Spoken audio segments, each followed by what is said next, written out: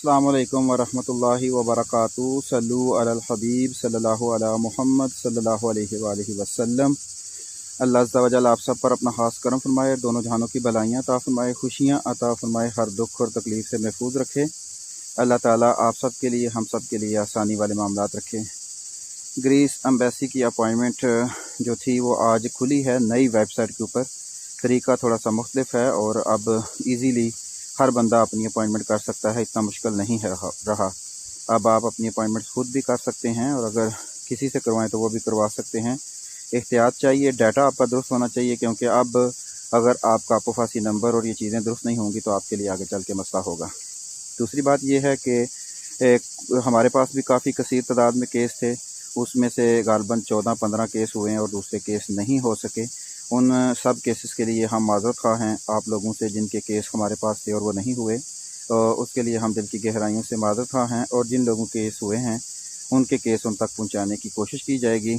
और आज के बाद जो है वो हमने ये फ़ैसला किया है कि हम आप लोग हमारे साथ किसी भी वीज़े के सिलसिले में बिल्कुल रब्ता नहीं करेंगे और ये नंबर जो हमारा चल रहा है इसको भी इंशाल्लाह बंद कर दिया जाएगा, क्योंकि यहाँ हकीकत और सच के ऊपर चलना जो है वो बहुत मुश्किल है और सच बोल के आप इस मुआशरे में कामयाब नहीं हो सकते। मामलात ऐसे हैं कि जिनकी अपॉइंटमेंट नहीं होती वो हमें गालियाँ निकालते हैं, बुरा भला कहेंगे, दिल में कहें चाहिए, और जिनकी हो जाती है उनको जब आप कॉल करते हैं कि आपकी अपॉइंटमेंट हो गई है तो वो कहते हैं कि हमें चाहिए ही नहीं।